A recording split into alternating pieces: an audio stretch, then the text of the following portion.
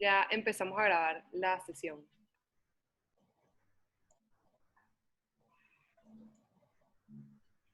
Ok, bienvenidos todos una vez más. Esta es la sesión número 6 de Pinceladas sobre Salud, sobre COVID-19 y la salud pública, un evento preparado para ustedes por el Departamento de Medicina Preventiva y Social, la Cátedra de Salud Pública y por supuesto el Centro de Estudiantes de la Escuela de Medicina Luis Racetti, Facultad de Medicina, Universidad Central de Venezuela.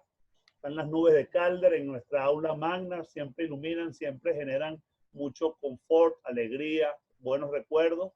Y en estas pinceladas les cuento que ya llevamos 6 sesiones el día de hoy. Aquí está el grupo que hemos trabajado. Un agradecimiento muy especial a todos los del comité organizador, a nuestra querida ingeniero María Alejandra Tamayo, actualmente estudiante de cuarto año de la Escuela de Luis Racetti, representante del Centro de Estudiantes, a la bachiller Ivonne Martínez, también del Centro de Estudiantes de la Escuela de Medicina Luis Racetti, y a la bachiller Andrea Laud, también es representante del Centro de Estudiantes. Entonces, y aquí están una serie de ponentes que todos son profesores de la Cátedra de Salud Pública. También tenemos a la doctora Diana Rizquez, que es jefa de cátedra del Servicio de Psiquiatría del Hospital Universitario de Caracas, al profesor Aquiles Salas, que es el director de nuestra escuela, y el doctor Mariano Fernández, también coordinador de la facultad. Estas son las láminas que les puse. Todos los días hemos anunciado y ahí están todos los participantes. Esto fue lo que vimos, y el día de hoy entonces arrancamos con derechos humanos en tiempos de COVID. Eso me corresponde el día de hoy hablar a mí. Tuve que hacer un resumen.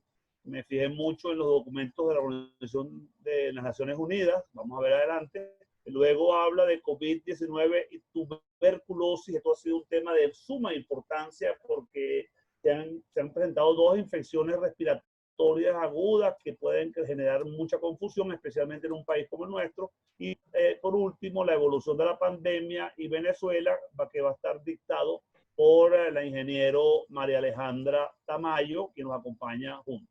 Raiza, si quieres, puedes apagar ahorita hasta que te avise la cámara. Ok.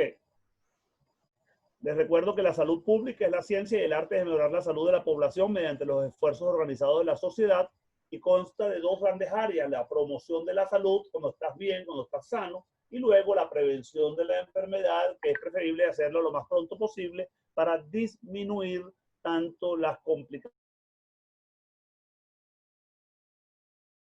crónicas o con algún tipo de problema que nos está ocasionando, por ejemplo, el COVID-19.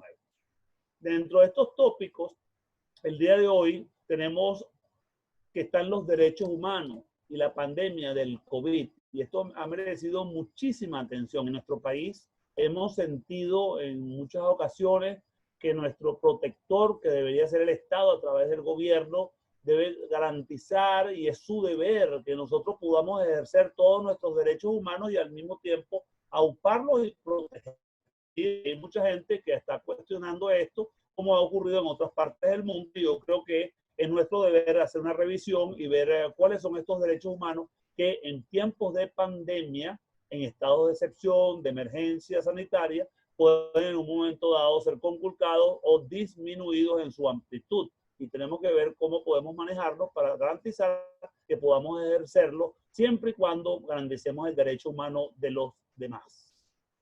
Las Naciones Unidas, a través de su secretario general Antonio Guterres, ha calificado esta pandemia no solamente como un evento no esperado, inesperado, absolutamente trastornador de la vida cotidiana y normal, sino que lo considera también una crisis humana muy trascendental. Fíjense que el señor Fernández Brandes, un relator especial de las Naciones Unidas para las Minorías, ya nos habla de que el COVID-19 no es solamente un problema sanitario, también puede ser un virus que agrave la xenofobia, el odio y la exclusión. Existen informes acerca de la violencia física que sufren los chinos y las personas asiáticas, de los discursos de odio que culpan a minorías como las romaníes y a los hispanos de la propagación del virus, y de políticos que piden que no se permita el acceso a los inmigrantes a los servicios médicos. todo muestra que los estados deben enfatizar de forma urgente que los derechos humanos de todos, particularmente de los más vulnerables y marginados, deben ser protegidos. Yo les recomiendo a todos que vuelvan a revisar los conceptos fundamentales de Naciones Unidas, derechos humanos, Oficina del Alto Comisionado, son de los documentos donde la mayoría de los países del mundo, independientemente del sistema político que ejerzan, cumple y asume estas obligaciones. Estos derechos humanos son derechos inherentes a todos los humanos, sin distinción alguna de nacionalidad, lugar de residencia, sexo, origen nacional o étnico, color, religión, lengua o cualquier otra condición.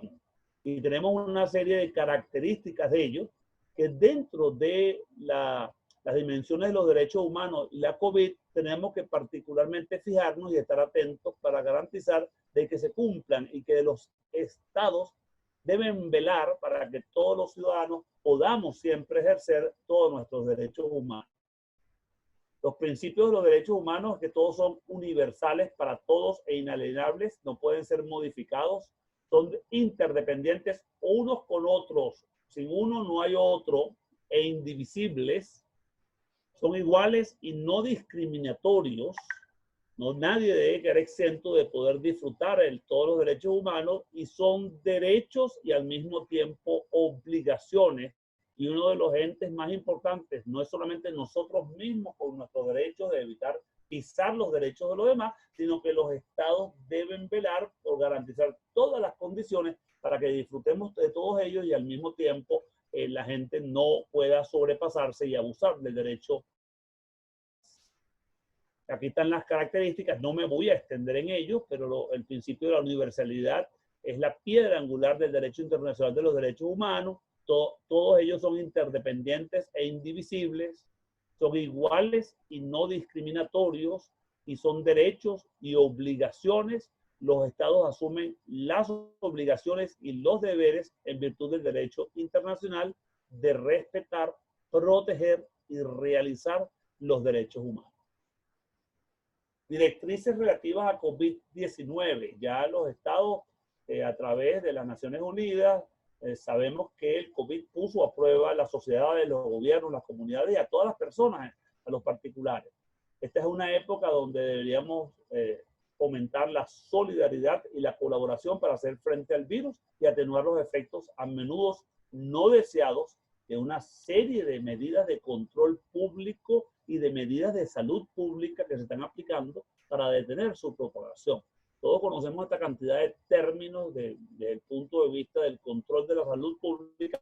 Hace poco tiempo lo oíamos, lo leíamos, pero no lo aplicábamos. En este momento estamos viviendo el rigor de la aplicación de las cuarentenas, de los toques de queda, de no poder circular libremente por las vías, de no poder ir a trabajar, de tener que hacer trabajo por vía tele, de estar limitados inclusive en las horas, de tener que utilizar atuendos y medidas de protección personal que hasta hace poco tiempo no teníamos ni soñábamos que íbamos a estar ahorita en el mes de julio con medidas tipo tapaboca para poder circular libremente por las calles. El respeto de los derechos humanos en todo su espectro, que abarca tanto los económicos, sociales y culturales como civiles y políticos, será fundamental para el éxito de la respuesta de sanidad pública y de la recuperación de la pandemia. Aquí están muchos de estos derechos que en estos momentos todos hemos sentido que de una forma u otra han sido, ¿verdad?, coercionados, han sido realmente conculcados o han sido en un momento dado limitados. El acceso a la atención médica, existe el temor por la pandemia, y ha ocurrido en algunas zonas del mundo que vemos que la gente no ha podido recibir atención médica porque todos los servicios han sido copados. Y ese derecho a la salud, a la atención y medidas de emergencia en muchas ocasiones ha tenido que ser evitado y no ha podido ser cumplido. Que nadie quede rezagado es algo que deseamos y vemos que sí, que mucha gente está quedando rezagada, que mucha gente que no ha recibido los beneficios de la vivienda, personas con discapacidades o personas mayores han sufrido con mayor fuerza esta epidemia, personas que viven solas con discapacidades, personas mayores. Vemos que veremos al final de esta pandemia, cuando empezamos a aparecer las estadísticas, y ya han aparecido algunas, que estas personas han recibido menor acceso a los beneficios del trabajo social, a los beneficios de los trabajadores sociales que acuden a sus casas, y estas personas indudablemente no han podido cumplir con una serie de obligaciones, no han podido comprar medicamentos, no han podido hacer una serie de actividades que regularmente pueden. Las personas detenidas y recluidas en instituciones, no voy a hablar de los geriátricos, que se han convertido desafortunadamente en sitios donde la epidemia ha golpeado de manera mucho más fuerte, porque las personas mayores de 65, 75 años y con algunas condiciones físicas son las que tienen justamente mayor peligro de complicarse con la COVID-19. Hay menor información y participación, se han producido fenómenos importantes, no entremos en el nivel de detalle, estigmatización, xenofobia, incluso racismo. Los migrantes han sufrido atenciones mucho más disminuidas, los desplazados y refugiados. Venezuela es uno de los países del mundo en estos momentos que ocupa, si no el primero, el segundo, con mayor número de migrantes, desplazados y refugiados. Y esto definitivamente, especialmente los migrantes connacionales que están de regreso y retorno a casa, desplazados del resto de los países de Latinoamérica, tienen dificultades enormes incluso para poder volver a entrar al país. Las repercusiones sociales y económicas que todos hemos sufrido por la falta de trabajo, el cerrar todos los medios productivos, esto ha generado trastornos de la alimentación, la falta de privacidad que ha ocurrido especialmente en muchos de los países, el problema de los niños con la escolaridad, en sus parques, la salida a los sitios públicos donde ellos podían esparcerse, recrearse, eso ha estado limitado.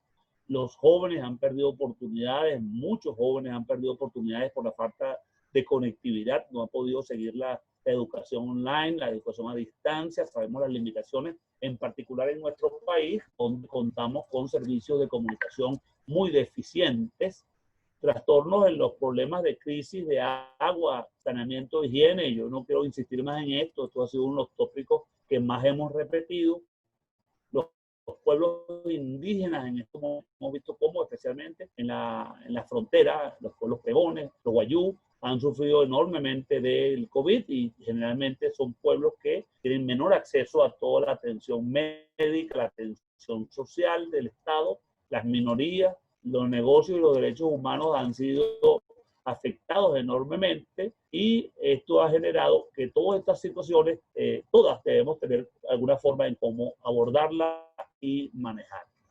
Así que dentro de las experiencias que en pandemias anteriores, pandemias que siguen en el mundo, pero que son de larga data, como la pandemia del HIV o del virus de la inmunodeficiencia humana, SIDA, a principios de los 80 era una enfermedad mortal de poco tiempo de duración. Hoy en día se considera una enfermedad crónica llevadera si la persona recibe la atención, no solamente de la terapia antirretroviral, sino que además de todo el soporte social y llevar una vida bastante llevadera y normal. Los derechos principales que a menudo están implicados en emergencias de salud pública incluyen el derecho a la salud, el derecho a la privacidad y la confidencialidad.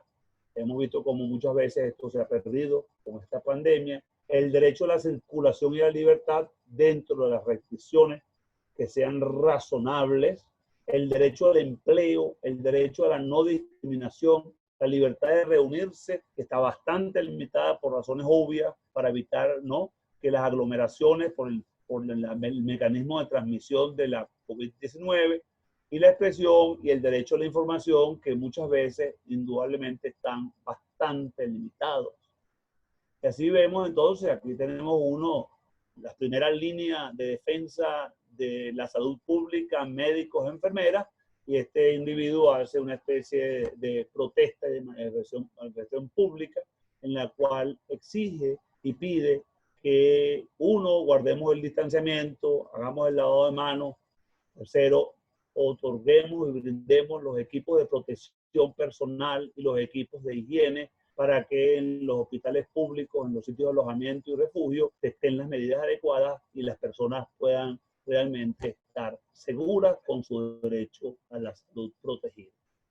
Así que cierro con esta frase de María Montessori: necesitamos especialmente de imaginación en las ciencias. No todo es matemáticas, no todo es exacto. Las ciencias no son perfectas y no todo es solamente simple lógica. También se trata de un poco de belleza y de un poco de poesía. Por último, la epidemia de COVID-19 vino a quedarse, va a permanecer junto a nosotros al menos 2 o 3 años.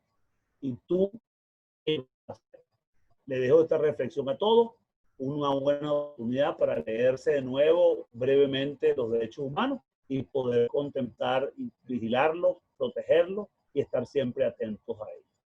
Así que una vez más, el Departamento de Medicina Preventiva y Social, la Escuela Luis Racetti, Facultad de Medicina, muy agradecido en nombre mío, Alejandro Rísquez, y continuamos entonces ahorita con nuestro trabajo del día de hoy. Aprovecho y les recuerdo que si bien es cierto, las pinceladas de salud pública cierran el día de hoy, el próximo miércoles 29 de julio vamos a tener unas pinceladas sobre COVID-19 y la historia de la medicina. Esto es una iniciativa que tomamos del Departamento de Historia de la Medicina. Van a participar profesores suyos, amigos, colegas, gente que se ha dedicado a esto, como el doctor José Felipe Padilla, que nos va a hablar de la historia y COVID-19, y el doctor Miguel Ángel de Lima, que nos va a hablar sobre nosotaxia en español y COVID-19, una aproximación histórica. Creo que son materias de su interés y están todos convidados para este próximo miércoles 29. El día de hoy continuamos con ¿Aló? ¿Me escucha, María Alejandra? Sí, profe, te escuchamos. Perfecto, gracias. No sé cómo está el tiempo, pero vamos a darle paso ahorita a COVID-19 y tuberculosis. Nos va a hablar nuestra querida profesora Raiza León. Ella es médico cirujano de la Universidad Central de Venezuela y también epidemiólogo en la cátedra. Te saludamos una vez más. Puedes abrir tu cámara, querida Raiza, y arrancamos entonces con tu presentación. Ya te la voy a colocar, ¿ok? Muy bien, gracias. Vamos a ver. Se pegó la máquina. Un segundo que no me deja salir por algún motivo. Ok. No, ya no me deja salir. Ya salí. Perfecto. Vamos a compartir ahorita nuevamente. La tuya. ¿Cómo es que el nombre? TV definitiva. Ok, aquí está. Tuberculosis definitiva. Estamos grabando, ¿no, María Alejandra? Sí, profe, estamos grabando. Buenísimo. Estoy tratando de abrirla. Está en grande. Detengo mi video. Reduzco la pantalla aquí y dejo a Raiza conversando con nosotros sobre COVID-19 y tuberculosis. Adelante, Raiza. Ya segundo que me equivoqué al final, pero aquí volvemos a la primera. Adelante, Raiza León Beretta. Adelante. Bueno, buenas tardes. Muchas gracias por la invitación. Encantada de participar en estas pinceladas, que es lógicamente lo que da tiempo a hacer pinceladas en el corto tiempo, pero que muy productivo ha sido para la presentación que nos ha correspondido a cada uno de nosotros. En esta presentación vamos a voltear un poco la tortilla. ¿Por qué vamos a voltear la tortilla? Porque ahora vamos a hacer más énfasis en tuberculosis, porque es mucho más probable que un paciente con tuberculosis se infecte con COVID que un paciente con COVID se sobreinfecte con tuberculosis. Quiero informar que en Venezuela existe un programa de lucha contra la tuberculosis o de salud respiratoria que está muy bien estructurado, tiene muchos años y tiene unos grandes profesionales al frente que, bueno, hacen de esto uno de los programas banderas, no solo de Venezuela, sino de Latinoamérica. Programa al cual pertenecí y del cual me siento muy orgullosa. Ya en este momento no pertenezco a la coordinación. Ok, bueno, vamos a empezar por las definiciones de cada una de las enfermedades. No voy a revisar la definición como tal, ¿verdad? Simplemente que en la definición de tuberculosis y en la definición de COVID-19 he subrayado en rojo algunos aspectos que son comunes a ambas y que son importantes de determinar, como es el hecho de que se trata de una infección respiratoria que se transmite por el aire y que presenta fiebre y tos seca. Pero además quiero hacer énfasis en lo que se denomina el sintomático respiratorio en tuberculosis. El sintomático respiratorio en tuberculosis no es el mismo sintomático respiratorio o aquella persona que cursa con infección respiratoria aguda, ya que el sintomático respiratorio es todo paciente mayor de 15 años que consulta a cualquier tipo de consulta y se le detecta, bien sea porque lo expresa o mediante el interrogatorio, la presencia de tos con expectoración durante más de 15 días, ¿ok? La siguiente, Alejandro, por favor. Ok. Hay mucha preocupación con los efectos que puede producir el COVID-19 en la tuberculosis. Entre algunas de las citas, ¿verdad? Encontramos el Observatorio Regional de Tuberculosis de las Américas, donde se establece que el COVID podría acelerar la activación de tuberculosis latente. ¿Qué es tuberculosis latente? La tuberculosis latente es aquellas personas que han tenido contacto con el agente de tuberculosis, el Mycobacterium tuberculoso, pero no han desarrollado enfermedad. Y se mantiene el agente allí en reposo, pero el COVID pudiese producir aceleración de esta activación. Por otra parte, para el 6 de mayo del año en curso, la institución Stop TV, de la cual formamos parte en Venezuela, ¿verdad?, hace algunas reflexiones sobre el efecto devastador que va a tener la pandemia de COVID-19 sobre la respuesta a la tuberculosis. En primer lugar, por las medidas de confinamiento provocadas por el COVID. Por supuesto, esto hace que disminuya la movilidad, que la gente esté encerrada en sus casas, que muchos trabajadores de salud no puedan desplazarse a sus sitios de trabajo, produciendo una disminución en el diagnóstico en aquellas personas que son sintomáticas respiratorias, según el concepto que les expliqué, ¿ok? Y el lentecimiento o interrupción del tratamiento. Por otra parte, la incidencia mundial de las muertes por TB en el 2021 aumentarían a niveles observados en otros años, lo que implicaría histórico de por lo menos 5 a 8 años en lo que es la incidencia como la mortalidad. En consecuencia, bueno, ellos muy eficientemente han establecido algunas medidas y recursos suplementarios que deben ponerse en práctica desde este mismo momento para minimizar el impacto que pueda tener el COVID en aquellas personas con tuberculosis que no han sido detectados aún. La que sigue. Ok. Una publicación de Barcelona, España, nos dice algunos aspectos importantes de la tuberculosis que es bueno que repasemos. De cada 3 habitantes del planeta, uno de cada 3 habitantes en el planeta tienen infección tuberculosa y no lo sabe. Por otra parte, se encuentra entre las primeras causas de muerte infecciosa en el mundo, lo cual quiere decir que es una enfermedad que ha circulado y sigue circulando a pesar de COVID. Cada año 9 millones de personas enferman, de los cuales 3 millones pasan desapercibidos.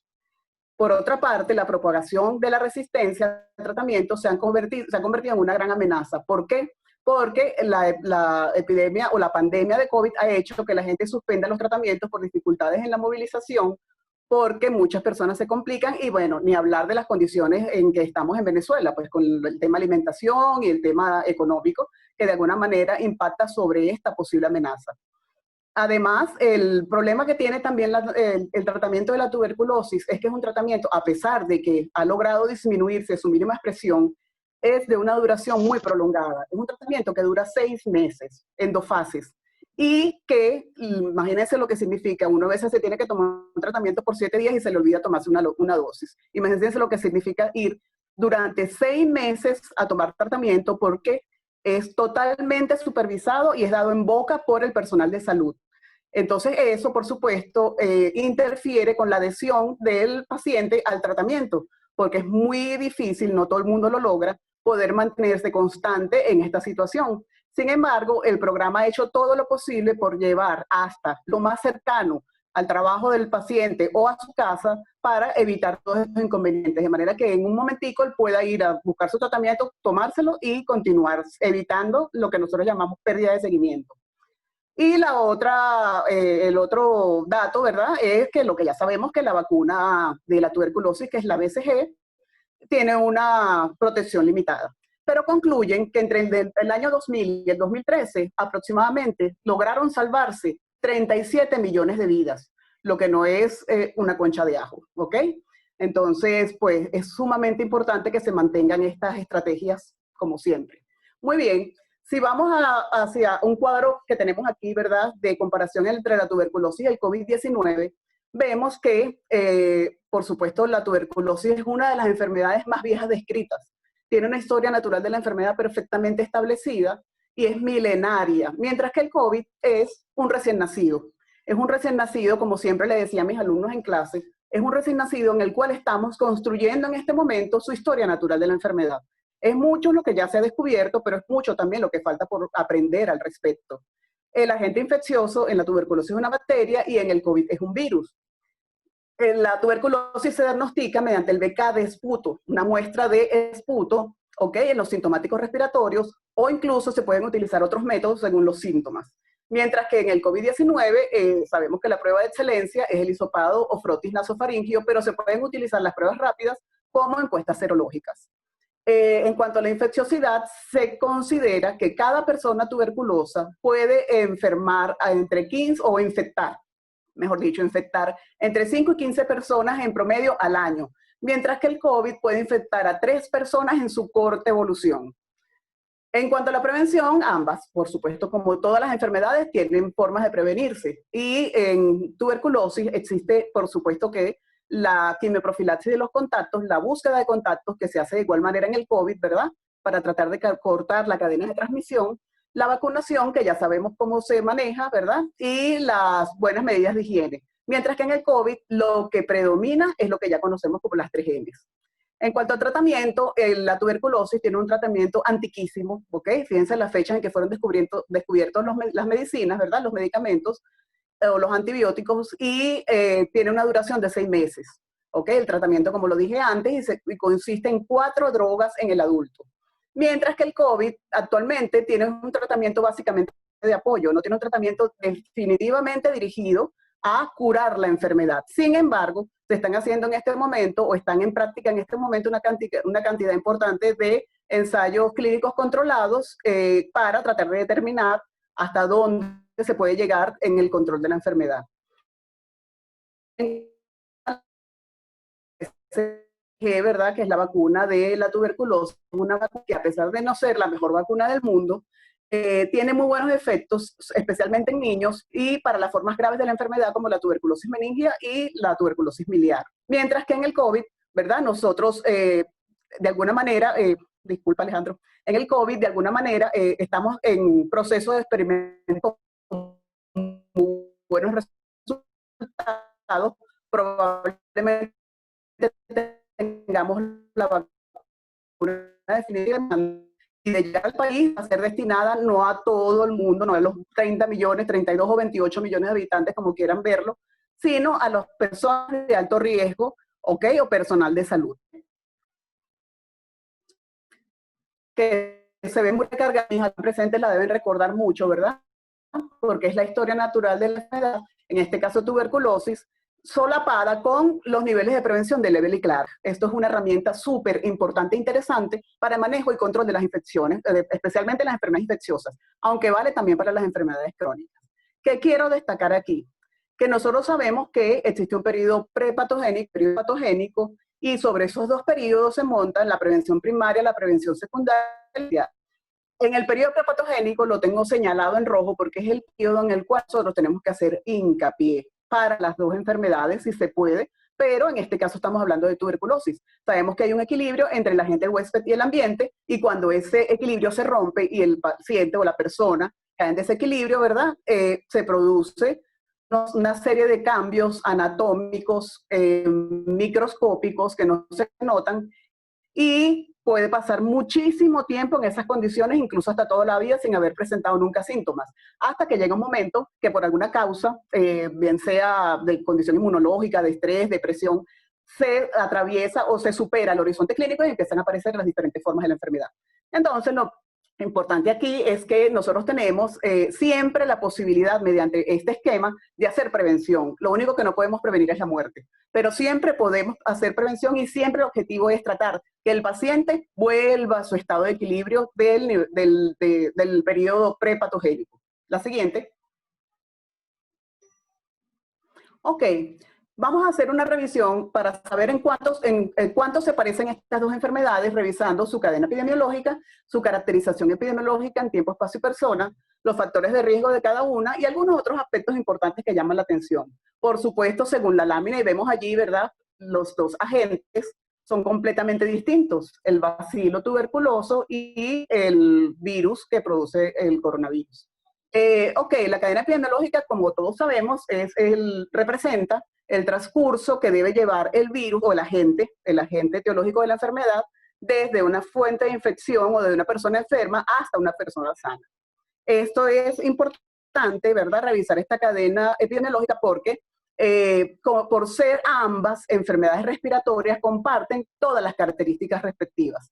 Entonces, la persona enferma que tiene en su interior, bien sea el coronavirus o bien sea el bacilo de tuberculosis, necesita que el virus o el agente especialmente salga por alguna parte del cuerpo, por ser una enfermedad o lugar anatómico, por ser una enfermedad respiratoria, el lugar respiratorio, boca y nariz, mediante un estornudo o tos. Una vez que sale, ¿verdad? Busca una vía de diseminación que en este caso es esta, porque es por el contacto entre las personas, íntimo domiciliario, no íntimo. Una vez que logra, digamos, obtener la vía de diseminación, tiene que tratar de ubicar una puerta de entrada que corresponde al mismo sitio de la puerta de salida, que es la nariz y la boca, y de esa manera llega al susceptible, y este susceptible es la persona sana, para iniciar nuevamente esta persona susceptible, que era sana, se enferma, se convierte en una fuente de infección, y de esta manera, pues, se va produciendo este ciclo infinita cantidad de veces, y vemos, pues, cómo está la onda expansiva de la enfermedad. Sin embargo, nosotros vemos que hay ciertos sitios donde se puede cortar la cadena de transmisión y eso es lo que nosotros tratamos de explicar y en lo cual nosotros hacemos hincapié desde el punto de vista de salud pública y epidemiología y las medidas de control que no las voy a poner aquí, ¿verdad? O sea, están puestas en la lámina, pero no las voy a explicar. Se hacen sobre la fuente de infección, sobre la vía de diseminación y sobre el susceptible mediante las diferentes estrategias que se conocen. La que sigue. Ok, cuando vemos la caracterización epidemiológica en persona, por edad específicamente, vamos a poner aquí dos láminas comparativas de la tuberculosis con el COVID-19. La lámina de tuberculosis corresponde a hace aproximadamente 2 años, cuando yo pertenecía todavía al programa de tuberculosis, y vemos cómo, comparándolo con el COVID, se parecen mucho, tienen un comportamiento bastante parecido. Esto es importante porque al principio, cuando la enfermedad empezó, a principios de este año, se decía que era una enfermedad que afectaba principalmente a las personas de mayores edades y que normalmente no afectaba a los niños. Sin embargo, esto refleja que... Disculpa. Disculpa. No, profe, creo que es alguien que tiene el micrófono prendido, pero ya se lo voy a... Ah, ok. ¿Sigo? Adelante. Sí, adelante.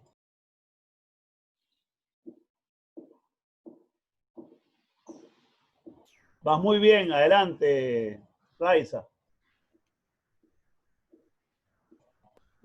Ajá, ¿me oyes? Sí, ya te oímos. ¿Me oyes? Raiza, puedes seguir. Ok, perfecto. Ok, muy bien. Entonces vemos cómo realmente ese es un patrón que responde a, por supuesto, la pirámide poblacional principalmente de cada país y a la idiosincrasia y las formas y estilos de vida de cada uno de ellos. Por supuesto, vemos que en ambos casos la enfermedad quien afecta a la población adulta joven, como lo han venido diciendo en las múltiples presentaciones anteriores, pero fíjense que ese mismo comportamiento tiene la tuberculosis.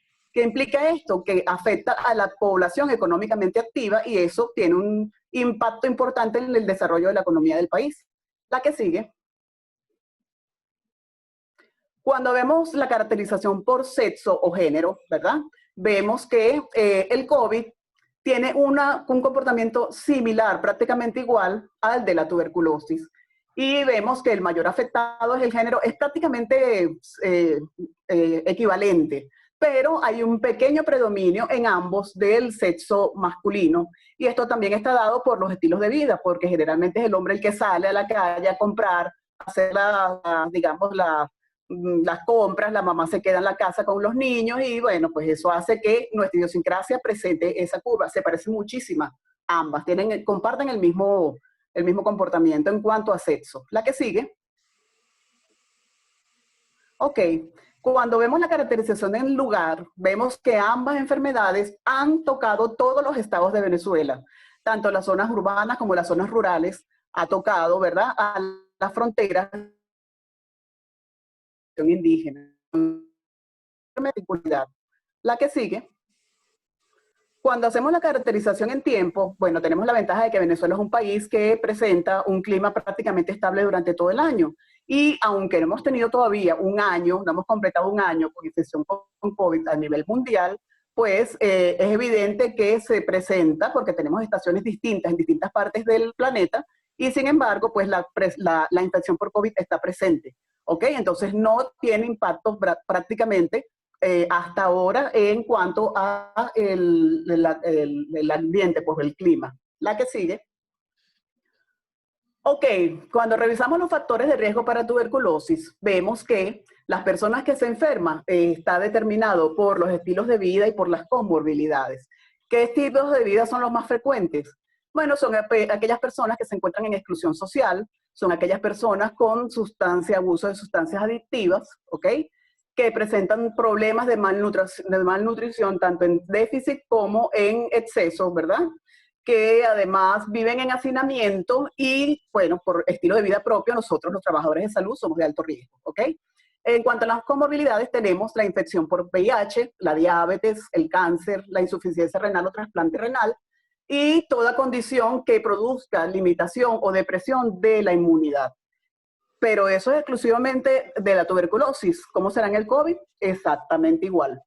El COVID comparte las mismas características de factores de riesgo, ¿ok? La que sigue.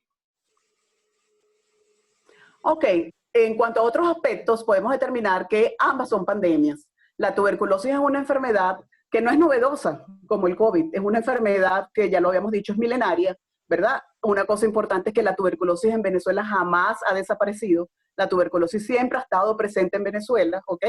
Y que, bueno, a través del tiempo es como que si nos hubiésemos habituado a vivir con tuberculosis y no la vemos como un problema de salud pública que nos pone en peligro a la población. Por otra parte, ninguna de las dos respeta ni raza, ni género, ni edad, ni condición social. En ambas hay que investigar los contactos porque es la única forma de interrumpir la cadena de transmisión. El uso de mascarillas es imprescindible en ambas. Algo muy importante es que son enfermedades estigmatizantes. Nosotros estamos viendo en este momento con COVID y situaciones muy lamentables que tienen que ver con los derechos humanos que acaba de mencionar Alejandro, ¿verdad? Y es el señalamiento, es la discriminación que, bueno, pues no es lo ideal. Luego, ¿verdad? Ambas pueden tener un manejo ambulatorio si no presentan signos de gravedad. Ambas afectan no necesariamente o no exclusivamente al aparato respiratorio o al tracto respiratorio, porque la tuberculosis de formas extrapulmonares existen en cualquier parte del organismo, de la economía, ¿verdad? Así como el COVID puede presentarse en cualquier sitio donde haya receptores de angiotensina 2. Y por otra parte, por supuesto que las complicaciones de cada una presentan una alta carga hospitalaria. La que sigue. Pero si nosotros vemos esta lámina, vemos dos personas, ¿verdad? Podemos decir cuál es tuberculosis y cuál es COVID. En mis buenos tiempos, cuando yo estudiaba medicina, hace aproximadamente 30 años casi, a nosotros nos enseñaban que nosotros teníamos que defendernos o protegernos con medidas de barrera ante cualquier paciente, porque todos los pacientes son considerados bombas biológicas, que tienen cualquier cantidad de agentes que no se ven. Entonces, nosotros, ante una lámina como esta, podemos determinar cuál es cuál. Es imposible, ¿ok? La que sigue. Pero si la persona que tenemos al frente tiene tos, probablemente tenga una enfermedad respiratoria, es lo más frecuente y además infecciosa, que en este momento es de suma importancia.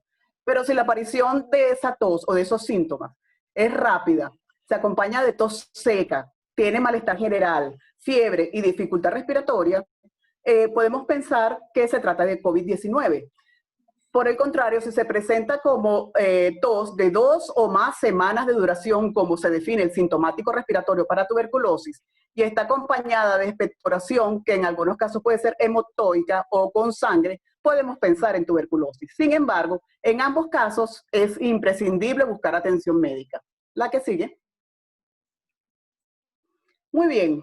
Como es más fácil o más factible que una persona con tuberculosis se infecte de COVID que al revés, entonces, si alguna persona tiene tratamiento para tuberculosis en este momento, es importante coordinar con los establecimientos de salud donde se recibirá el tratamiento durante la pandemia, puesto que muchos centros están cerrados. Y eso hay que redistribuirlo para evitar que el paciente suspenda el tratamiento. Hay que garantizar la continuidad del tratamiento diariamente. Hay que evitar las pérdidas de seguimiento de tratamientos, lo que antes llamábamos abandonos, y además hay que seguir los consejos médicos. Pero si tú eres un paciente con tuberculosis, ¿ok? O enfermo con tuberculosis y presentas alguno de estos síntomas como tos seca, tos seca, ¿verdad? Fiebre, dificultad para respirar, eso es COVID hasta que se demuestre lo contrario. Y hay que notificarlo de inmediato y hacer los estudios respectivos, ¿ok? La que sigue. Si eres una persona que vives con tuberculosis o tienes tuberculosis, lo más importante para evitar que te dé COVID o que te infectes con COVID es aplicar las medidas que ya conocemos. El lavado de manos, el uso de mascarillas, el distanciamiento físico, más no social, físico, la alimentación adecuada, el cumplimiento estricto del tratamiento y, por supuesto, evitar todas las adicciones, desde bebidas alcohólicas, farmacodependencia, etc. La que sigue. Y bueno, pues protejámonos todos y de esa manera protejamos a nuestra familia, para una o para otra enfermedad. Son igualmente, potencialmente graves y de las dos hay que protegerse. ¿Ok? Muchas gracias y encantada de haber estado con ustedes. Gracias. Bueno, muchísimas gracias, Raiza. Realmente el tema, como lo presentaste, súper instructivo. Estoy seguro que aclaraste muchos conceptos y manejaste todos los aspectos epidemiológicos de una manera muy práctica, muy fácil para cualquiera. Entonces, bueno, vamos a esperar que vengan las preguntas y respuestas. Por ahora, vamos a continuar entonces con la ingeniera María Alejandra Tamayo, coproductora de Pinceladas, quien además es estudiante de 4º año de medicina en nuestra escuela y es muy interesada y desde el principio ha estado súper interesada en conocer a profundidad no solamente las estadísticas, sino cómo va evaluando y cómo viene progresando la pandemia y, por supuesto, la epidemia en nuestro país, COVID-19. Entonces, bueno, yo sé que tú estás al tanto, María Alejandra. Ya déjame subirte la presentación. Entonces, creo que es esta, si no me equivoco. Vamos a ver si es esta. Sí, ¿Ya profe, subió? es esta. Buenísimo. Ya subió, ¿verdad? Sí. Entonces, vamos a ver ventana, ver modo pantalla grande. Me dice cuando esté. Ya, perfecto, profe. Ok. Entonces, María Alejandra, es todo tuyo. Haznos disfrutar y haznos aprender mucho. Creo que es lo más importante ahorita, conocer qué está pasando, especialmente en estos días que tenemos estos aumentos tan importantes del número de casos que nos refiere las noticias diariamente. Hasta luego, adelante. Bueno, muchísimas gracias, profe. Mi nombre, como les dijo el doctor Rizquez, es María Alejandra Tamayo. Yo soy, bueno, estudiante de 4º año y secretaria de Reivindicaciones del Centro de Estudiantes y voy a hablar con ustedes hoy sobre la evolución de la pandemia y Venezuela en el contexto del COVID-19. Cualquier pregunta la pueden ir dejando por el chat de cualquiera de los temas que hemos tocado hoy y las vamos a responder al final. Las fuentes en las estadísticas que les voy a presentar hoy pues vienen de la Organización Mundial de la Salud en su último reporte, el número 188, que es del día de ayer, 26 de julio, y pues de la página del Ministerio de Salud del Gobierno de Venezuela, que se actualiza diariamente. las estadísticas también pues son las últimas que tenemos del día de ayer. Siguiente, profe.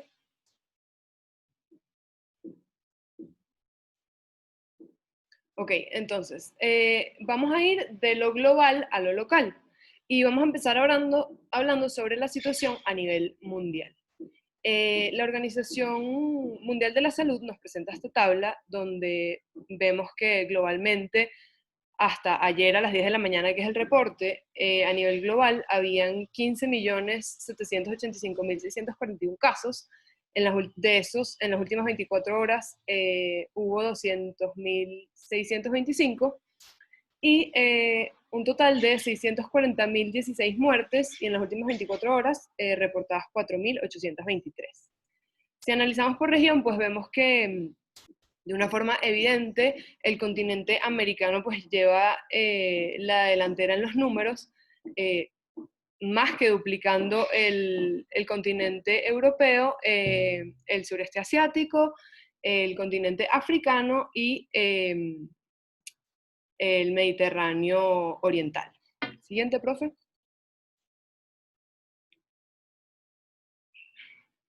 Ok, este reporte nos los brinda el Ministerio de Salud del Gobierno de Venezuela, y bueno, para esta mañana, como les dije, las cifras de ayer eran del día 26 en la mañana, estas son de ayer pues en la noche. Se reportan 16.380.448 casos positivos, es decir, casos confirmados, un total de 10.581.000 casos recuperados y 651.208 fallecidos. Cuando vemos la lista de los 15 países más afectados, vemos que Estados Unidos pues se lleva la delantera, duplicando el que está en segundo lugar, que viene siendo Brasil. Y esto es interesante pues porque ambos, los dos primeros lugares, son del continente americano, ¿no? Interesante ver también de los países de nuestra región que están en esta lista, pues México, Perú, Chile y Colombia. Entonces eso nos brinda un poquito, nos pone un poquito en contexto sobre lo que está pasando pues en nuestro continente. Siguiente, profe. Ok, aquí les presento un poquito más o menos lo mismo, pero esta es una gráfica en barras que se ven las olas pues, de la pandemia por región. En el eje Y tenemos el número de casos, en el eje X tenemos el día de los reportes, y pues vemos que la región, el continente panamericano, es bastante más grande que el resto. Sin embargo, vemos, exacto, lo que está señalando el profesor con el cursor.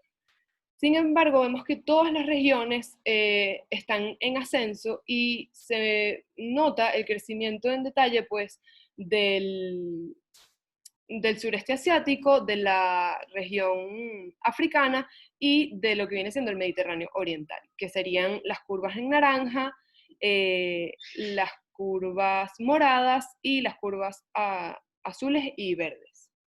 Siguiente, profe. Ok, aquí vamos a ver una imagen del mapa mundo y vemos en color amarillo claro aquellos países que reportan entre 1 y 100 casos en los últimos 7 días, y en color más oscuro, como una especie de terracota, los países que reportan más de 100.000 casos en los últimos 100 días. Vemos en este último color que les menciono, Estados Unidos, Brasil, la India, Bangladesh, Bután, y vemos otros colores en anaranjado oscuro, sobre todo, bueno, en la parte americana, que es la que más nos interesa por esta región, vemos a México, vemos a Argentina, vemos Chile, vemos Ecuador y vemos Colombia. Si vemos el mapa de Venezuela, nosotros, bueno, nuestro color parece no ser tan grave, pero nuestra frontera, sin duda, están en una situación bastante crítica, y eso tiene consecuencias directas a lo que estamos viviendo. Siguiente, profe. Ok, ahora vamos a enfocarnos en nuestra región. ¿Qué está pasando en el continente americano? Bueno, no es sorpresa, ya se los comenté antes, que esta no es la lista completa de países, faltan unos, pero bueno, Estados Unidos y Brasil liderizan, Estados Unidos duplicando los números de Brasil y Brasil más que duplicando los de México, y vemos que Venezuela está, si no me equivoco, en el número 15 o el 17. Como les digo, esta no es la lista completa, pero hemos subido nuestra posición. Antes, al principio, veíamos que la epidemia aquí era bastante lenta, que nosotros no estábamos como que en una evolución natural de la enfermedad como se está viendo en los otros países, pero sin duda ya eso ha cambiado. Y la realidad que estamos viviendo ahorita es otra. Siguiente, profe. Ok, entonces vamos a hablar localmente de Venezuela y qué está pasando. Para entrar en este tema, me pareció importante poner un poquito en contexto la situación de nuestro país. Estamos viendo una crisis humanitaria que lleva más de una década y que tiene implicaciones en las diferentes áreas. Tenemos una crisis económica pues masiva que complica las medidas que se puedan tomar aquí, porque la realidad del venezolano es que tienen que salir a trabajar todos los días, porque aquí se vive el día a día, o la mayoría de los venezolanos viven el día a día. Tenemos un limitado acceso a servicios básicos, agua, electricidad, internet, y esto no distingue de ninguna clase económica. Yo creo que todos lo hemos sufrido, y eso condiciona a que todos los venezolanos no podamos cumplir las medidas de higiene básicas que pueden prevenir y disminuir la tasa de contagio. Es decir, lavarnos las manos, comprar mascarillas. Esas son cosas que a la mayoría de los venezolanos se le dificultan. Y bueno, tenemos un sistema de salud precario que nos condiciona una alta vulnerabilidad y una poca capacidad de respuesta, que todos los que estamos en el gremio de la salud conocemos, y si no, pues tenemos algún familiar que lo haya vivido, pero que sin duda, bajo esta crisis, bajo este contexto, se está agudizando y lo estamos viviendo. Siguiente, profe. Entonces, bueno, el día de ayer para nuestro país se reportaron un total de 15.463 casos, 142 muertes y 9.742 pacientes recuperados. Siguiente, profe. Y ahorita en esta lámina estamos viendo los casos positivos.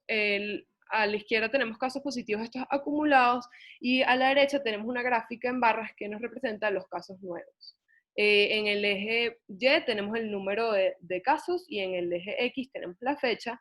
En la gráfica de la izquierda pues vemos una curva con una pendiente clara en ascenso. Hay personas que ya hablan de que estamos en una fase exponencial.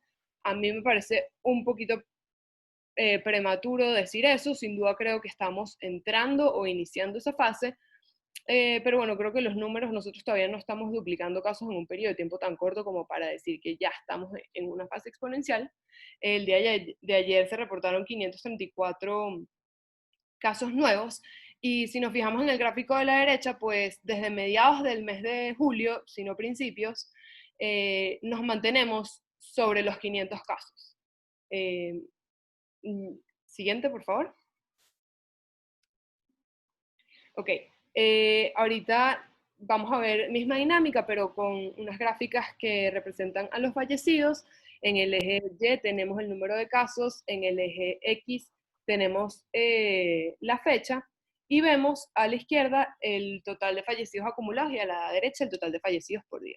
En la gráfica de la izquierda se repite el patrón que vimos en el número de casos. Vemos una curva de ascenso clara, que bueno, al principio venía con una meseta, pasamos muchos días en los que no se reportaron muertes, pero sin duda eso ya ha cambiado, y la realidad hoy en día es otra. Ingeniero, buenas tardes. Ya va. No. Ok.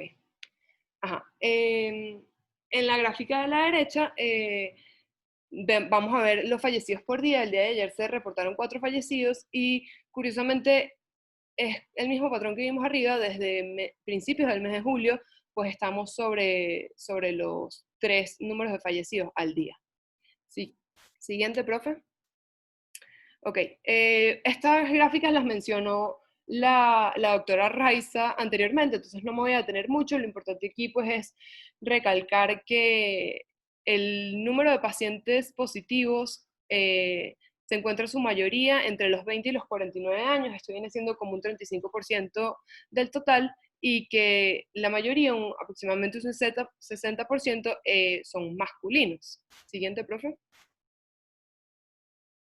Ok, en la distribución geográfica podemos ver que ningún estado de Venezuela se salva de lo que es la epidemia del COVID, vemos que todos están afectados, pero llama la atención sin duda ciertos focos locales como son Distrito Capital, Zulia, Miranda, Apure, Táchira, Bolívar y Sucre. En la lámina les pongo el número de casos reportados por estado para el día de ayer, y a mí me parecería interesante, no tuve la información para hacerlo, pero ver en relación a la densidad de habitantes de cada estado realmente cuál es el porcentaje de pacientes afectados, porque capaz nosotros comparamos Sucre con 775 positivos contra Distrito Capital, que tiene 2.885, y decimos, bueno, no es tanto, pero para la densidad de ese estado sí es muchísimo. Y esto es importante saberlo al momento pues, de tomar las medidas que son necesarias, ¿no? Siguiente, profe. Ok. Esta gráfica me pareció interesante, la publicó el doctor Julio Castro por redes sociales, y vemos en el eje X la fecha, en el eje Y los casos nuevos por semana. El gobierno, a raíz de todo esto, al principio tomó unas medidas muy estrictas de cuarentena, pero que realmente eran estrictas por la falta de combustible y la escasez de gasolina que había en nuestro país. Pero la realidad es que estudios demostraban que el venezolano cumplía estas medidas de cuarentena básicamente al 50%. Entonces, bueno, una vez que llega la gasolina, aplica una nueva medida de 7x7, 7 semanas de cuarentena, digamos, rígida, 7 semanas de flexibilización, y parece ser pues que hay una relación del aumento de casos con la toma de esta medida de flexibilización. Sin embargo, muchos estudiantes y profesores de nosotros de la Escuela Luis Rossetti pues son voluntarios en el hospital universitario, y ellos han comentado que realmente los focos, por lo menos en lo que es el distrito metropolitano de Caracas, están en Catia, Coche, Quinta Crespo, El Valle y el Cementerio. Y resulta que en esas zonas hay mercados comunales que la verdad es que nunca han cerrado. Entonces, bueno, yo pensaría que más bien está asociado al hecho de que ahorita sí hay combustible y la gente se está moviendo, y no tanto a las medidas de flexibilización del gobierno, porque la verdad es que yo creo que el venezolano no le hace mucho caso a eso por las necesidades que tiene, que fueron explicadas previamente. Siguiente, profe. Ok, ahorita quiero tocar dos puntos que a mí me parecen súper importantes, y es el personal de salud y la crisis asistencial, que estamos viviendo.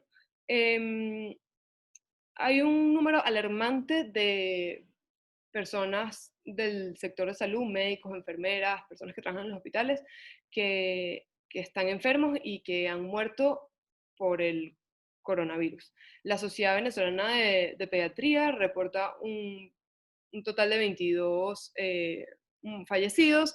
En efecto Cocuyo, la noticia reporta un total de 30, pero la verdad es que eso representa un total de entre un 15 y un 18% de las muertes totales, y eso es realmente alarmante. Y lo que nos quiere decir, siguiente, profe, es que esto va de la mano una crisis asistencial bárbara que estamos viviendo, porque los médicos no tienen el personal, el equipo de protección personal que requieren, ni los insumos necesarios para atender la pandemia. Recientemente el Nicolás Maduro sacó un comunicado en el que llamaba a que se diera un aplauso a los médicos, lo cual la verdad es que no fue tomado para nada bien por el gremio, y la organización Médicos Unidos por Venezuela pues sacó un comunicado diciendo que ellos no querían aplausos, que la realidad es que los hospitales no están en condiciones para atender a los pacientes, que no hay agua, no hay desinfectantes, no hay insumos, y no hay equipos de protección personal, equipos de protección personal para los médicos. A su vez, el viernes pues salió la noticia de que el Hospital Universitario de Caracas, y esto ya es cerca porque toca casa, toca nuestra universidad, toca nuestro hospital, cerró las carpas que funcionaban como triaje respiratorio, en el que muchísimos estudiantes hacían voluntariado, aquí conectados varios, por ejemplo, Mario Mejía, y pues esa carpa resultaba esencial para el tratamiento de pacientes por el gran número de personas que asistían diariamente, y en la cual pues se hacía el triaje y se tomaban las pruebas. Cierra pues precisamente por eso, por la falta de pruebas rápidas, que además sabemos que no sirven para este punto hacer diagnósticos, y los virocultos. Siguiente, profe. Entonces, bueno, todo esto nos deja una incógnita muy grande, que es a dónde vamos, y la verdad es que hemos escuchado en esta infodemia muchísimos, ¿cómo se llama? Se me fue la palabra. Como que estudios que dicen a dónde vamos, cuándo viene el pico, si viene el pico o no, pero la verdad es que esto es un fenómeno dinámico que varía en función a las medidas que se tomen. Entonces, realmente decir que el pico ya viene, que estamos en el pico o que todavía falta, a mi parecer o a mi juicio, no tiene mucho sentido, ¿no? En un artículo reciente en el que se entrevistó al doctor Julio Castro y al vicepresidente de la Sociedad de Infectología de Venezuela, Manuel Figuera, pues hacen una comparación entre los números actuales de Venezuela y los números de hace un mes en Colombia, y resulta que son sumamente parecidos. Esto parece o nos pudiera orientar o pudiéramos inferir de esto que pues podemos seguir en la misma evolución de la enfermedad que nuestro país vecino Colombia, si no se toman las medidas correctivas contra el coronavirus. Siguiente, profe. Entonces, bueno, de todo esto que les acabo de decir, ¿qué podemos concluir? Primero, que la pandemia por coronavirus se presenta en olas regionales de crecimiento sostenido, que la epidemia crece más rápido en el continente americano, en el sureste asiático, en África y en el Medio Oriente, que la situación de los países vecinos a Venezuela es realmente preocupante, y que Venezuela continúa en una fase de crecimiento rápido de alta intensidad, con focos regionales en los estados Distrito Capital, Miranda, Zulia, Apure, Táchira, Bolívar y Sucre. Siguiente, profe.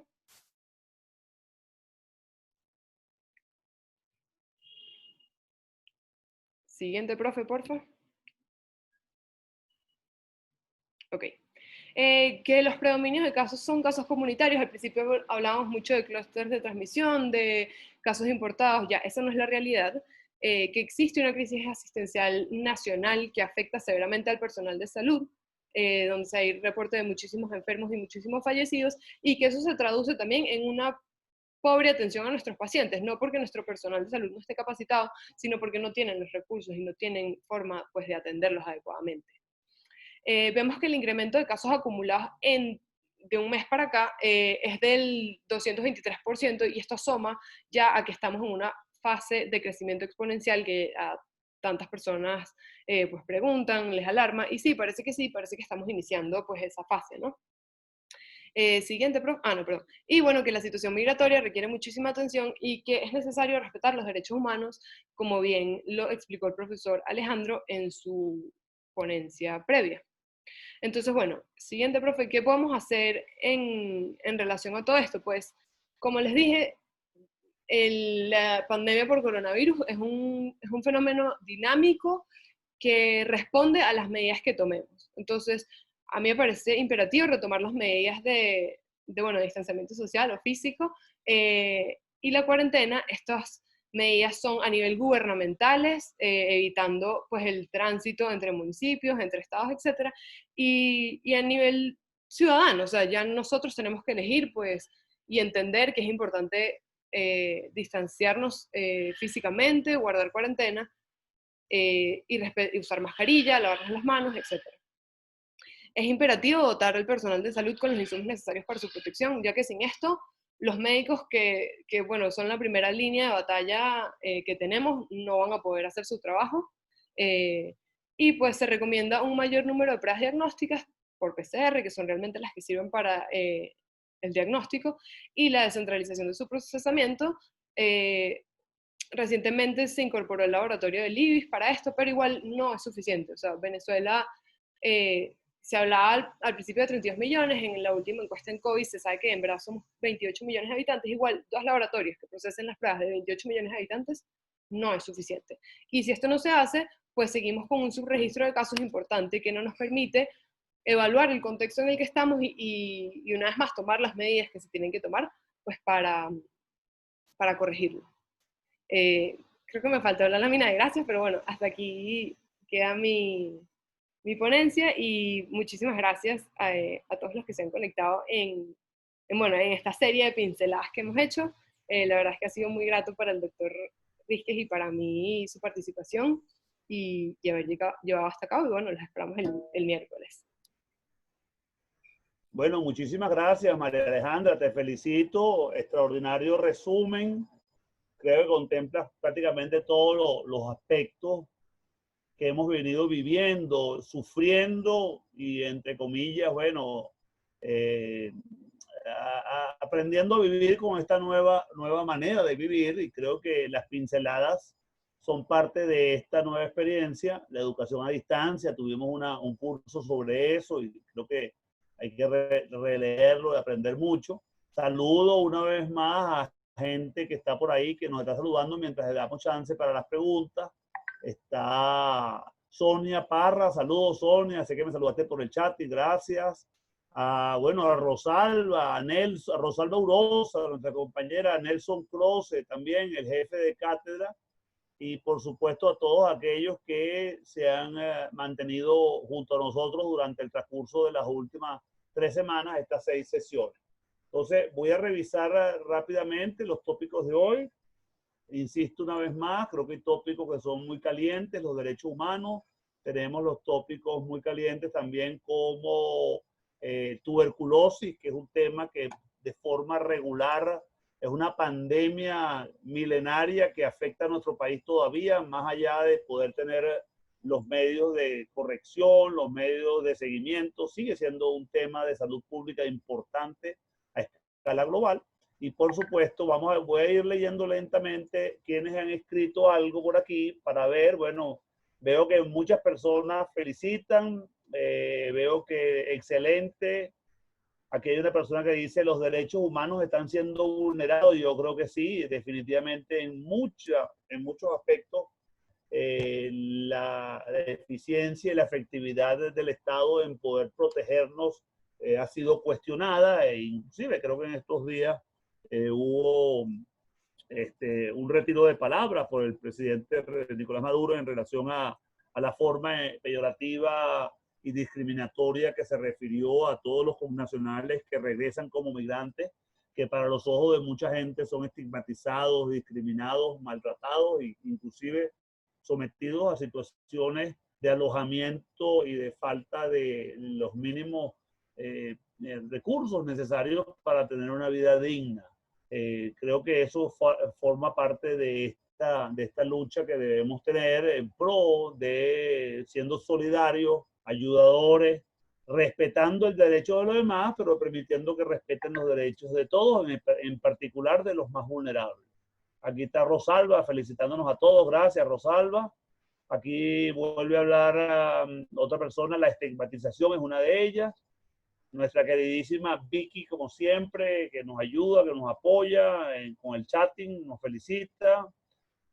La atención médica, aquí también dice que la atención médica, las pruebas rápidas, bueno, hay muchos expertos y personas que nos dedicamos al área de la salud pública, quienes insistimos que uno, tal como recomendó nuestra querida María Alejandra, uno de los temas más importantes es el aumentar el número de pruebas diagnósticas, hacerle seguimiento a los casos, pero no solamente a los casos, sino a todos sus contactos, ofrecer la posibilidad del aislamiento en casa, de manera tal de que aquellos que puedan tener todos los medios para mantenerse en casa bien aislados y protegidos, no tengan necesidad de acudir a centros públicos que en un momento dado se van a hacer sobrellenados, se van a llenar, no van a ofrecer la misma calidad de vida que tiene mucha gente. Y por supuesto, creo que uno de los grandes reclamos es la descentralización y el procesamiento que sea posible. Parece que ya comenzó a trabajar no solamente el Instituto Nacional de Higiene, ese Rafael Rangel, que está en el mismo campo universitario, sino también ahorita el Instituto del IBIC, que también está trabajando. Vamos a ver quién más está por ahí en el chatting. El aislamiento, dicen por aquí, vamos a seguir cuando Aquiles Sala, muy bien. Nuestro director, el doctor Aquiles Salas, médico internista, también con posgrado en salud pública, nos recuerda que debemos recordar y mencionar el comunicado que se hizo el Consejo de Facultad, auspiciado también por nuestro Consejo de Escuela, reclamando la dotación a los hospitales y también los equipos de protección para los médicos. Eso es importante. Aquí viene una doctora Aura Yolanda Osorio. Doctores, tomen en consideración a los odontólogos. Por supuesto que sí. No solamente los odontólogos son el equipo de salud, sino que en estos momentos los odontólogos, por su contacto cercano, son del personal que tiene mayor riesgo para la salud y que debe contar con la mayor cantidad de equipo de protección. También está hablando de las manifestaciones bucales. La doctora Aura Yolanda Osorio, profesora jubilada. Tenemos Nelson Croce, nuestro querido jefe de cátedra, quien habla sobre la experiencia exitosa. Es uno de los puntos clave en la Comisión de Salud ad hoc contra el COVID. Están representados los sectores de oposición. Dice él, en Venezuela debería aplicarse esta experiencia. Yo creo que sí, yo creo que las sociedades científicas, la academia, nosotros, Nelson, nosotros que estamos haciendo este esfuerzo por tratar de investigar, de mantener toda la información al día, deberíamos ser llamados y convocados para apoyar y tratar de asesorar. Aquí hay otra persona que dice que el alojamiento en sitios donde alojan a los contagiados es inhumano y los contagiados o contaminados, realmente contagiados y contaminados son dos términos que ya voy a hablar de ellos, deben quedarse y aislados en sus casas. Eso es una opción. Los contagiados muchas veces en muchas partes del mundo ofrecen la posibilidad de quedarse bien aislados en casa siempre y cuando puedan cumplir con sus medidas básicas para el sustento diario. Contagiados es aquella persona que adquirió la enfermedad y que se infectó, es decir, que el agente biológico, en este caso el virus, entró, creció y se multiplicó dentro de su organismo. Mientras que los contaminados es cuando queda el virus en la superficie, bien sea corporal o inclusive de las mucosas, pero que todavía no ha ingresado y no ha infectado. Entonces hay diferentes contagiados que contaminados. Aquí Les Salas habla sobre la importancia de mantener las medidas de higiene y las medidas de protección en los hospitales donde se desempeñan profesores, residentes y estudiantes, y hemos hecho un esfuerzo por eso, para protegerlos, como en la gran casa que lucha contra la sombra, que es la Universidad Central de Venezuela. Vamos a ver la doctora Auya, vamos a ver la experiencia que se refiere al doctor Croce era con respecto a Nueva Zelanda, que hacen una asociación público-privado, inclusive de todos los partidos políticos. Vamos a ver qué más dice por aquí. Profe, habla Blanca, insistir en la prevención. Los brotes en las comunidades están en toda Caracas. SARS-CoV-2 está en todas las barriadas del Distrito Capital. Ya la ingeniero María Alejandra Tamayo, estudiante de nuestra escuela, mencionó claramente que el Distrito Capital concentra en estos momentos la mayor cantidad de casos, no solamente en urbanizaciones del Distrito Capital, sino también en las barriadas populares. Hay que insistir en las 3 M, ¿verdad? Lavado de manos, ¿ok? Vamos a mantenernos, el distanciamiento es obligatorio, evitar los sitios confinados y el uso del tapabocas es indispensable, el correcto uso del tapabocas que nos tape fosas nasales, boca y que actúe como una barrera. El aseo personal. Hay medidas de promoción de la salud que a veces nos olvidamos. Hay que respirar el aire puro, permitir que nuestras casas se ventilen, que entre el sol, es uno de los factores más importantes para eliminar todo tipo de agentes biológicos cercanos, de poner la ropa al sol en la medida de lo posible y, por supuesto, la buena alimentación con las suficientes calorías y bien balanceada. Debemos insistir en las madres que estén en estos momentos haciendo lactancia, importante para brindarle todos los nutrientes a nuestros hijos y además brindarle todos los anticuerpos y todas las medidas de protección inmunológica que tiene la leche materna. Debemos insistir en la práctica diaria de deporte, de ejercicio, mantenernos activos y no estar solamente pegado a los medios de comunicación a través de los celulares, las máquinas, etc. Mario Mejías, gracias Mario, bienvenido nuevamente. Muy importante plantear estrategias de control en los mercados comunales.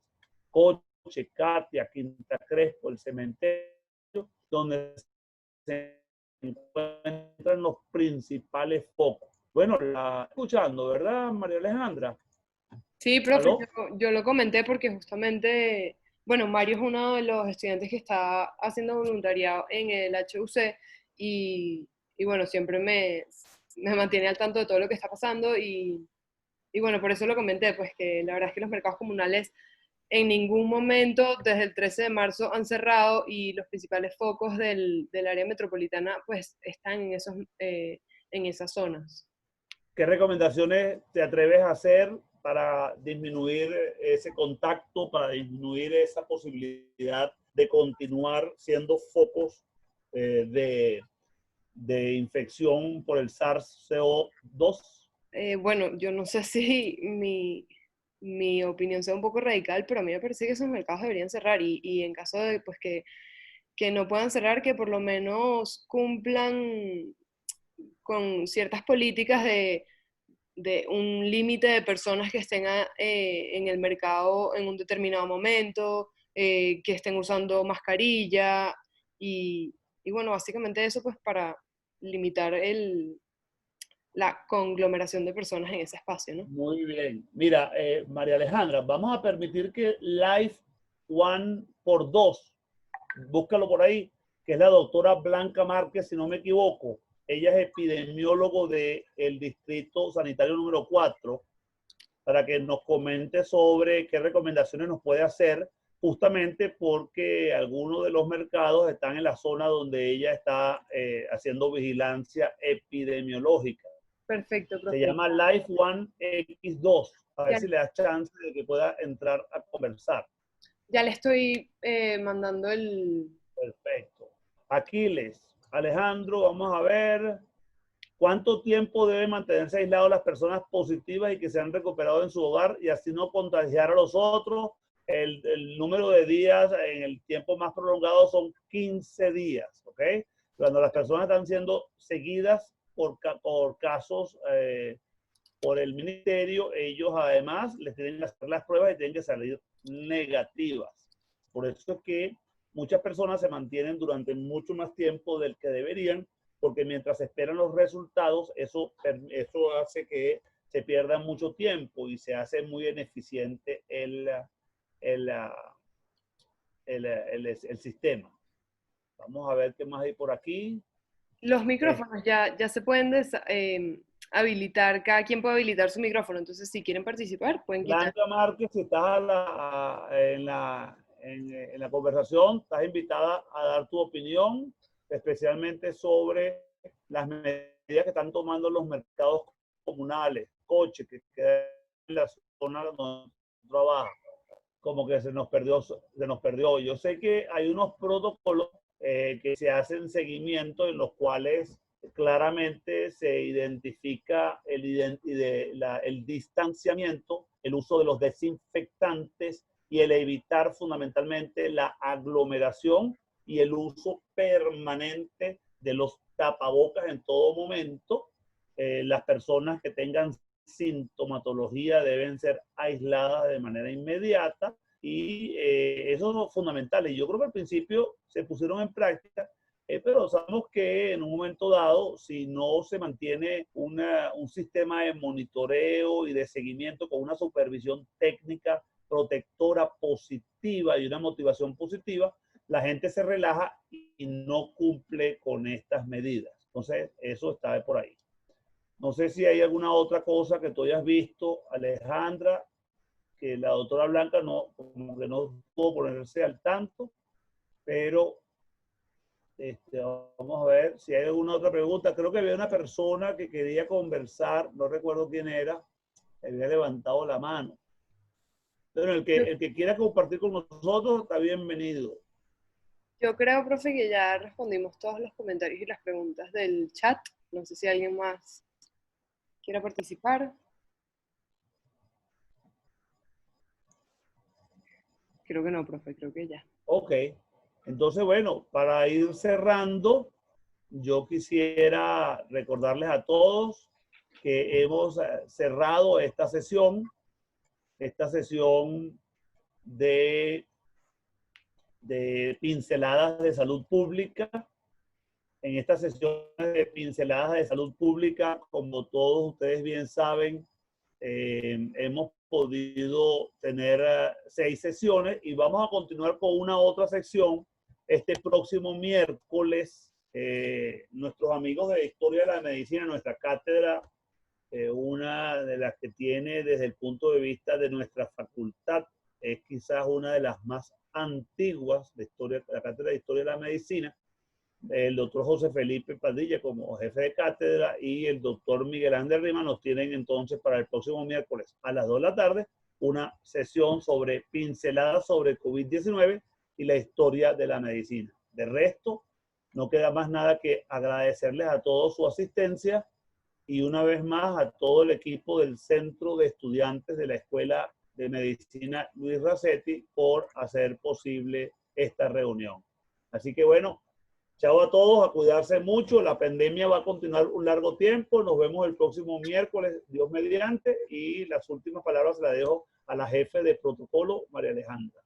Eh, Chao, profe. Bueno, muchísimas gracias a todos los que se conectaron. La verdad es que desde el Centro de Estudiantes pues hemos tratado de mantener la universidad activa y bueno, haciendo lo que podemos, en especial gracias al Departamento de Medicina Social y Preventiva y al doctor Alejandro Ríguez que bueno, que siempre nos ha involucrado y nos ha apoyado en todas las ideas y eso para nosotros es fundamental y tiene un valor altísimo. Todas las videoconferencias están disponibles en el canal de YouTube del Centro de Estudiantes, el Centro de Estudiantes Escuela Luis Racetti. Y bueno, nosotros además, aprovecho a comentarles que tenemos un proyecto de vigilancia del coronavirus en el que mandamos reportes diarios con los números, no solo de Venezuela, sino de diferentes países y bueno, noticias interesantes. Esas las pueden ver, tenemos una página web, Centro Estudiantes Escuela Luis Racetti, ahí las publicamos y bueno, también las mandamos por WhatsApp.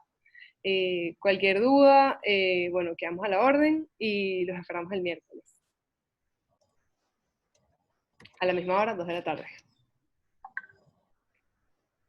Listo, profe.